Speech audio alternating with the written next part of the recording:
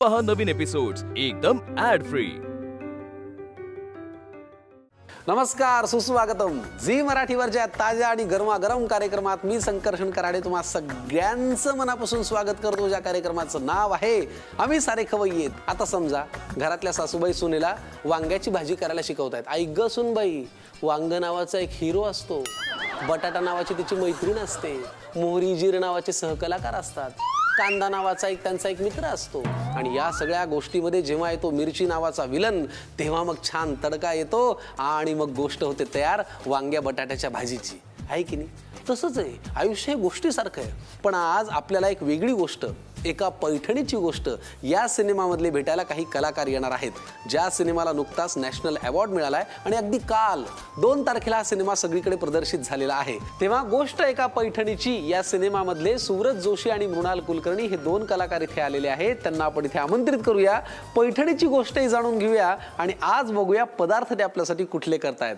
नमस्कार, या स्वागत। नमस्कार, हाय, कसा आहे सूरत? मी छान आहे। हॅलो, नमस्कार, कशा आहात तुम्ही? मस्त, खूप मनापासून तुमचं आम्ही सारे खवय्येमध्ये स्वागत। धन्यवाद। गोष्ट एका पैठणीची हा कालच सिनेमा रिलीज झालाय आणि सिनेमाला नॅशनल अवॉर्ड पण मिळालेला आहे आणि प्रेक्षकांचा प्रतिसादही 100% मिळेल, कालपासून मिळतोय आहे। पहिली प्रतिक्रिया काय?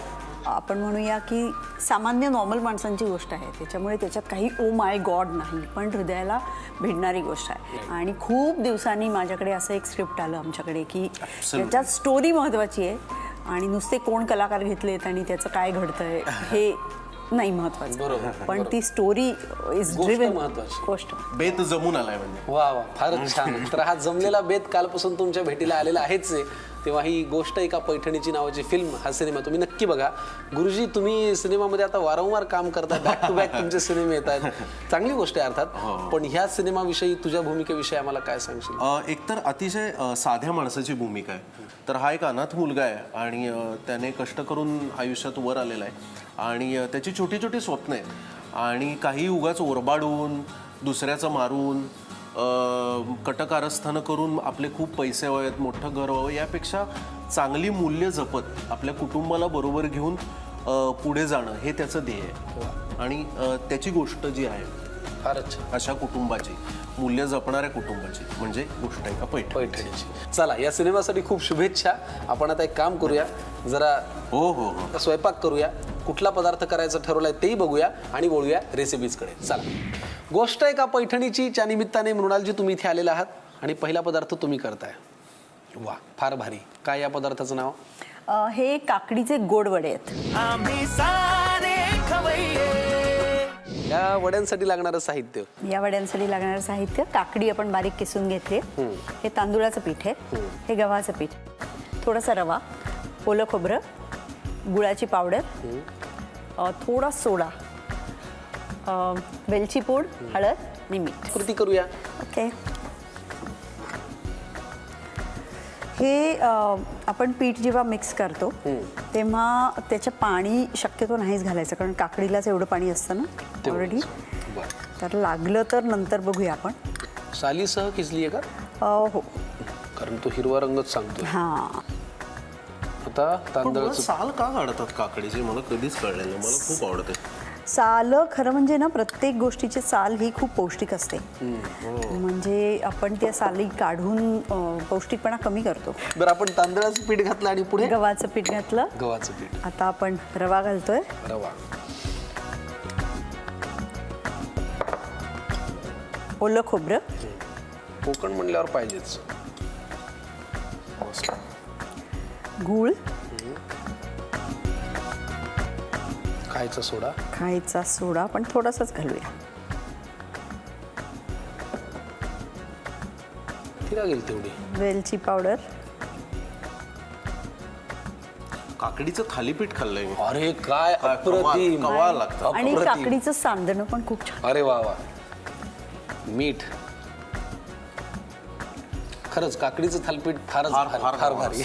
मला ते आठवलं आता। हो, खरंच ही कृती बघताना आणि हळद, आणि ते जेव्हा तव्यावरती खरपूस होत असतं ना, तेव्हा त्या काकडीचा एक छान हे येतो बघ, फार भारी वाटतं।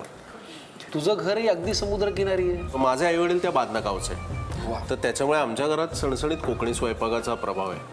आणि मी सडसडीत स्वयंपाक करतो. अरे मला वा. भयंकर आवडतो स्वयंपाक. क्या बात आहे. वा. त्यामुळे पण केलंच पाहिजे ना. हो प्रश्नच नाही. मला वाटतं आता याच्यात मला थोडं पाण्याची पाणी गरज आहे. हो. किती लागणार आहे बस, बघा. यासाठी ठीक आहे, बस. चला आपण काकडीचे वडे हे करत आहोत. त्यासाठी लागणार हे जे मिश्रण आहे ते छानसं मळून घेऊया आणि मग वळूया पुढच्या कृतीकडे. काकडीचे गोड वडे मला खायला आणि तुम्हाला पाहायला मिळणार आहेत. मिश्रण छान तयार झालेलं आहे. आता मला वाटतं वडे तयार करायचे ना. येस. बरं. तळणार कोण आहे?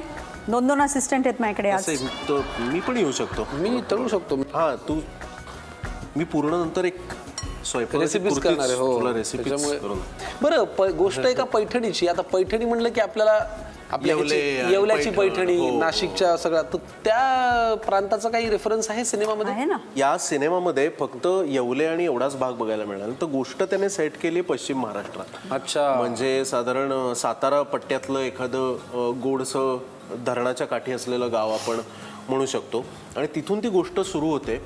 पण यात कोकणाचं पण रिप्रेझेंटेशन आहे, येवलाचं पण रिप्रेझेंटेशन आहे, पुणे पण आहे याच्यात. अशा ही गोष्ट जी आहे ते तुम्ही ट्रेलरमध्ये कारण बघितलं पैठणी ही अत्र तत्र सर्वत्र. सर्वत्र असते. त्यामुळे सगळ्या महाराष्ट्रातल्या सगळ्या लोकांना रिलेट करता येईल अशी गोष्ट आहे आणि ऍक्च्युली तुमचा भौगोलिक प्रदेश सुद्धा त्यात दिसेल. किती भारी. चला म्हणजे आपल्या या कार्यक्रमासारखाच हा सिनेमा आहे. आपल्याकडे कसं रेसिपीचं बंधन नाही. जगातल्या सगळ्या रेसिपी आपण इथे करून पाहतो. सध्या नंबर आहे कोकणातला. तर कोकणातल्या आजच्या या भागामध्ये काकडीचे गोड वडे तुम्ही करताय. पण तुर्तास आम्ही हे छान तळून घेतो. गोष्ट एका पैठणीची विषयी गप्पा मारतो. तुम्ही पटकन लिहून घ्या साहित्य आणि कृती. आता काकडीचे गोड वडे तयार करण्याची कृती पाहूया. प्रथम एका बाउलमध्ये काकडीचा कीस घ्यावा. त्यात तांदळाचं पीठ, गव्हाचं पीठ, रवा, ओलं खोबरं, गुळाची पावडर, खाण्याचा सोडा, वेलचीची पूड, चवीनुसार मीठ आणि थोडीशी हळद घालून हे सगळं नीट मिक्स करून घ्यावं. त्यानंतर गरजेनुसार थोडं थोडं पाणी घालून त्यानंतर त्याचे छोटे छोटे गोळे करून हातावर थापून वडे तयार करून घ्यावे आणि व्यवस्थित गरम तेलात ते तळून घ्यावे. काकडीचे खमंग असे गोड वडे तयार आहेत. हा काकडीचे गोड वडे काय मस्त तयार झालेत बघा. मला एक ना वा वा फारच भारी. सुरत अरे सणसणीत आणि इतका खमंग वास सुटलाय.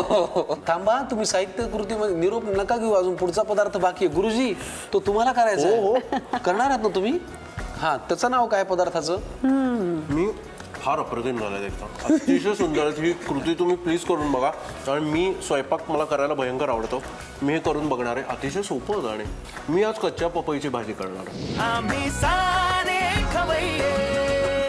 कच्च्या पपईची भाजी. मी लहान असताना आईने कधी केली नाही. बरं. मी पुण्यातच वाढलोय पण आई कोकणातली आहे. बांद्याची मी आधी सांगितलं तसं.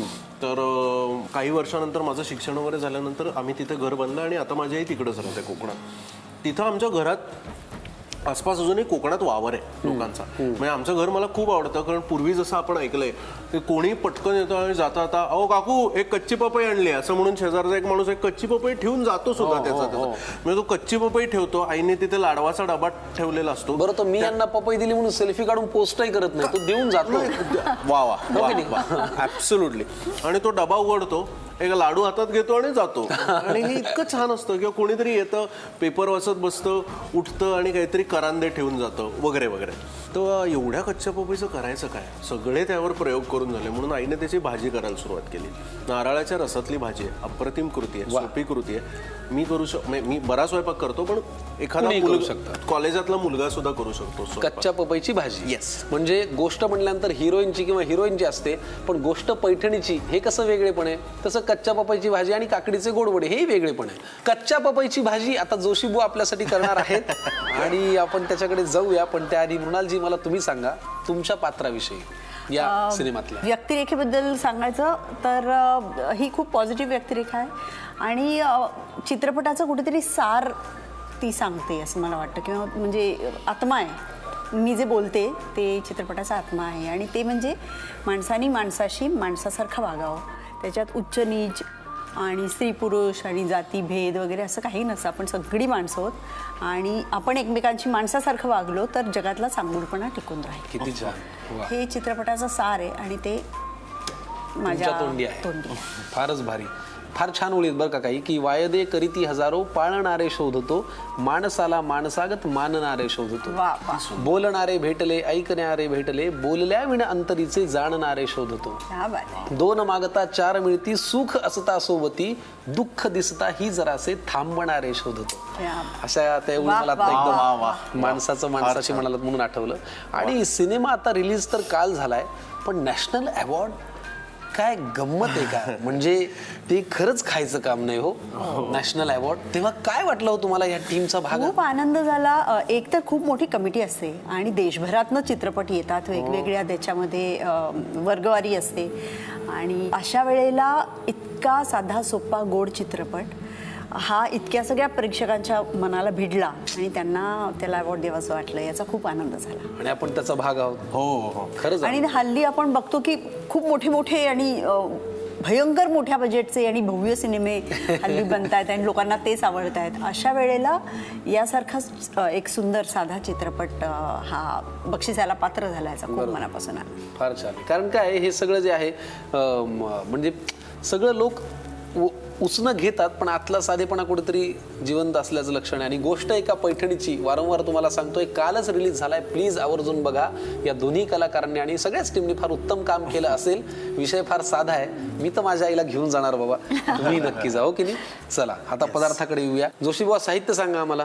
कच्ची पपई, अर्थातच कच्च्या पपईची भाजी म्हणजे कधी कधी ही थोडीशी पिवळसर असू शकते, पण खूप पिवळी असेल तर अर्थात चुकलंय तुमचं. ती पक्की पपई आहे मग. पण ती पक्की आपल्याला पपई, कच्ची पपई पाहिजे, ती मग पक्की पपई नको नकोय. आपल्याला. पण थोडीशी पिवळी असली तरी त्याची भाजी करायला हरकत नसते. ओलं खोबरं आपण घेतलंय, सालं काढली, सालं काढायची आहे. आणि सालं काढून आपण साधारण दुधी भोपळ्याच्या वगैरे किंवा दोडक्याची भाजी करताना जेवढ्या फोडी करून घेतो तेवढ्या करून घ्यायच्या आहेत. आत्ता मी ही थोडीशी ब्लांच करून घेतलंय. ब्लांच म्हणजे उकळत्या पाण्यात टाकून थोडंसं त्याला शिजवून घेतलंय. जिरं लागणार आहे, कढीपत्ता लागणार आहे, थोडंसं हिंग, हळद, मिरची, मीठ, एवढंच आहे. खोबरं कोथिंबीर पण आहे, पण ते आपण नंतर सजवण्यासाठी आणि हे वापरणार. काय आहे? आणि हे आहे दूध, दूध, दूध, दूध, पण नारळाचं दूध आहे. सो कोकणी रेसिपी आहे आणि कोकणी खाण्यात नारळाचं दूध तर पाहिजेच. हा आठवडाच आमचा कोकणी आहे, त्याच्यामुळे Yes. कोकणी तर असं पद्धतीने आपण केलंच पाहिजे. चला ताबडतोब कृती करूया सर. येस. आणि अतिशय सोपी कृती आहे. मी आधी म्हटलं तसं कोणीही करू शकतं. आपल्याला कढई आधी ठेवायची आहे आणि थेट आपण फोडणी द्यायला सुरुवात करणार. तर आपल्याला थोडं तेल लागेल. खाद्यतेल कुठलंही चालतं, असं काही फार हे नाही आहे. जर तुम्हाला आवडत असेल, मला खोबरेल तेलातला स्वयंपाक खूप आवडतो, त्यामुळे मी खोबरेल तेल वापरतो. एकाला जे आवडतं ते दुसऱ्याला आवडत हो, नाही. पण हे असतंच. म्हणजे अगदी दोन माणसांसाठी चमचे तेल वेगळा घ्यायचं. वेगळा स्वयंपाक? नाही तेल वेगळा वेगळा भरपूर नाही. आहे? हो, तेल अगदी थोडं लागतं याला. हो का? बरं, तू आता फार सखीचा जास्त- विषय काढला, जी तुझी बायको आहे, तसं मला तुम्हाला विचारायचंय. आता तुमच्याही घरात नुकतं शुभमंगल झालंय, Yes. विराजचं लग्न झालंय, शिवानीजी तुमच्या सुनबाई, तर कसं चालू आहे एकंदरीत? अरे खूप धमाल. म्हणजे आम्हाला एकच मुलगा, हो. त्यामुळे आम्हाला घरात मुलगी असण्याचं सुख काय ते आता कळतंय. अच्छा. आणि डाएटच्या बाबतीत ते दोघेही जण खूप पर्टिक्युलर आहेत, त्याच्यामुळे असं सुनबाईंसाठी मला काही करायला लागते वगैरे असं काहीच नाही. आणि सासूबाई असं काही फील नाही.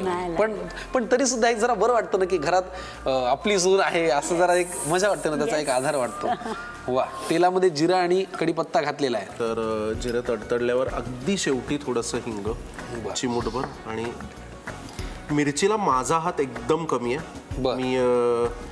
मी पुण्याचा आहे, त्यामुळे पुण्यात तुम्हाला माहित असेल तर मिरची अगदी आम्ही कमी वापरतो. मिरची पुण्यात कॉमेडी अशी आहे की पुण्यात असं विनोद करतात की ऑलरेडी थोडी पडली. मला मिरचीचा अंदाज नाहीये. मी असेन तर मी एक साधी मिरची घेतो आणि मी चक्क ती स्लाइस करतो आणि आतलं पांढरं आणि बिया काढून टाकतो. नाही. आणि पुण्यातल्या माणसांना मिरची पदार्थात घालायची गरज नाही, त्यांच्या जिभेवरच असते. मग आता काय, कच्ची पपई कच्ची पपई टाकायची, ब्लांच केलेली कच्ची पपई टाकायची, म्हणजे वाफवून घेतलेली. वाफवून घेतलेली. अहो, ब्लांच बीन्स की सखी इंग्लंडला जाऊन आली म्हणून ब्लांच बीन्स होण्याची गरज नाही. अच्छा, मी दोन माझ्या या मित्रांना एक सूचना देऊ इच्छिते. तुम्ही जेव्हा फोडणी टाकाल ना कोणत्याही गोष्टीची, तेव्हा लगेच झाकण ठेवायचं, म्हणजे त्याचा तो स्वाद पूर्ण फोडणीचा भाजीत उतरतो. हा एक नुसका मला आज कळलाय मला उडून जातो ना, नाही मग आता ठेवू का? ठेवूया. ठीक आहे. नाही आता कसं झालंय की हे म्हणजे कसं? हे कच्ची पपई आपण वाफ काढून घेतली आहे म्हणून मी यात पाणी टाकत नाहीये. पण समजा तुम्ही कच्ची पपईची वाफ काढलेली नसली तर आता खरी कृती अशी आहे की हे करायचं आणि त्यात आपण थोडं थोडं पाणी टाकायचं. थोडं म्हणजे किती, आपण एक एवढी वाटी घेतली ना तर त्याच्यात अगदी 4 चमचे पाणी टाकायचं, ते टाकायचं, त्याच्यावरती शिजू द्यायचं, मग काढायचं, परत 4 चमचे पाणी टाकायचं. असं थोडंसं ते थोडं लक्ष देऊन करायची भाजी आहे. आणि अगदी शेवटची आता याच्यातली स्टेज आलेली आहे. आपण थोडीशी हळद टाकूया, अगदी थोडी. आणि एरवी आम्ही टाकत नाही पण आज आता आहे म्हणून टाकून बघतो कशी लागेल. आता हे व्यवस्थित शिजलं, पाण्याचा हपका मारून एक 2-4 हे करून शिजली. याला अजून शिजायला पाहिजे. अच्छा, मग झाकण ठेवायचं का? झाकण ठीक आहे. मग अजून पाणी लागेल. थोडंसं पाणी टाकायला लागेल. बघा गुरुजी, पुरे ना? हो, पुरे. ठीक आहे. मग आपण एक काम करूया, पाणी घातलेल्या कच्च्या पपईच्या भाजीला जरा वाफ येऊ देऊया. ती जरा मऊ झाली की मग वळूया पुढच्या कृतीकडे.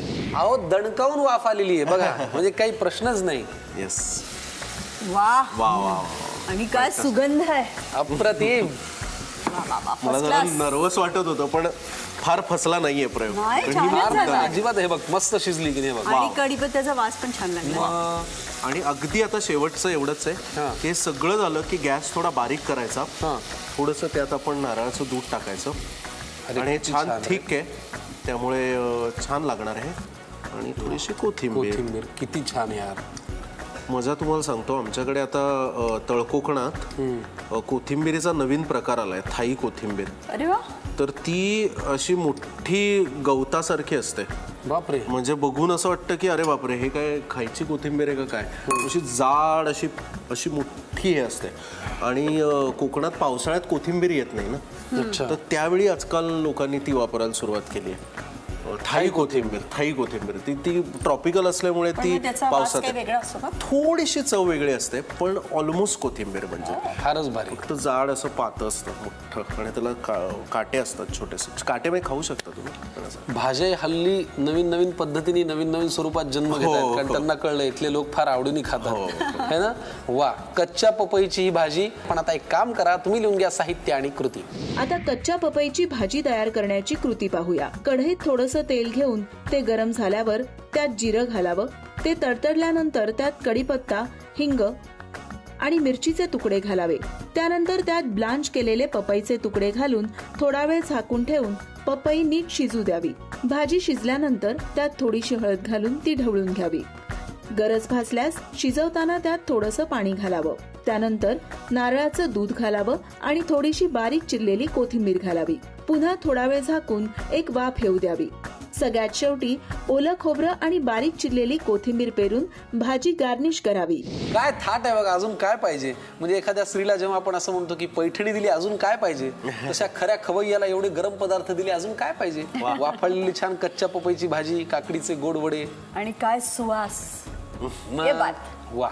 आणि इतकाच ताजा आहे गोष्ट एका पैठणीची. हा सिनेमा कालच प्रदर्शित झालाय. आज दुसराच दिवस आहे. नक्की बघा. तोही असाच ताजा वाफा येत आहेत अजून. तोपर्यंत पटापट खाऊन घ्या आमचा सिनेमा. आणि हाच नाही तर मला वाटतं संकर्षण, प्रत्येक मराठी सिनेमा हा लवकरात लवकर बघितला पाहिजे. कारण सध्या जी दुरवस्था चाललेली आहे, थिएटर्स मिळत नाहीत आणि शोज मिळत नाहीत, तर आपल्याला एखादा सिनेमा बघावासा वाटतोय तर त्याच्यासाठी थांबू नका. तो पहिल्या आठवड्यात बघा. पहिल्या शुक्रवारी, शनिवारी, रविवारी तेव्हाच बघा, तर आपल्याला थिएटर्स मिळतील आणि मराठी सिनेमावरचं आपलं प्रेम तुम्ही असं सिद्ध करू शकता. वा, नक्कीच करतील. आय एम शुअर गोष्ट एका पैठणीची सगळ्यांना आवडेल. पण आज तुम्ही इथे आलात, इतक्या छान गप्पा मारल्या, सिनेमाविषयी बोललात, पदार्थांविषयी बोललात. आमच्याकडे तुम्हाला द्यायला पैठणी नाहीये पण स्वयंपाकघरात ज्याला पैठणी इतकाच मान आहे असा ॲप्रन मात्र नक्की आहे. हे तुम्ही घालून स्वयंपाक करू शकता.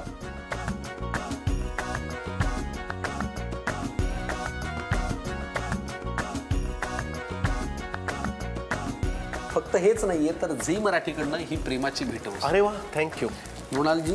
तुम्हाला सुद्धा ही प्रेमाची भेटवस्तू. असे छान छान सिनेमे, प्रोजेक्ट्स करत राहा, हसत राहा आणि येत राहा. आणि या निमित्ताने पुन्हा एकदा संपूर्ण गोष्ट एका पैठणीच्या संघाकडून मी झी मराठीचे आभार मानतो. की इतका छान कार्यक्रम अनेक वर्ष तुम्ही आम्हाला दाखवताय. माझ्यासारख्या मुलं ज्यांना स्वयंपाकाची आवड आहे किंवा तुम्ही म्हणालात तसं प्रत्येकाने शिकायला पाहिजे, तर या कार्यक्रमाच्या माध्यमातून अनेक लोक नव्याने स्वयंपाक करायला शिकतायत, त्यांना आवड निर्माण होते आणि तू फार छान संचलन करतोस याचं. तुझं एक वेगळं अभिनंदन. थँक्यू. परत या खूप शुभेच्छा. याच नोटवरती आजच्या भागात थांबूया, पण जसे या आठवड्यात आपण कोकणातले पदार्थ पाहिले तसे पुढच्या आठवड्यात आपण जाणार आहोत खानदेशातला झणझणीत काळा मसाला घेऊन आपण पदार्थ करूया. आपण आता थांबूया, भेटा याच ताज्या आणि गरमागरम कार्यक्रमात ज्याचं नाव आहे आम्ही सारे खवय्ये.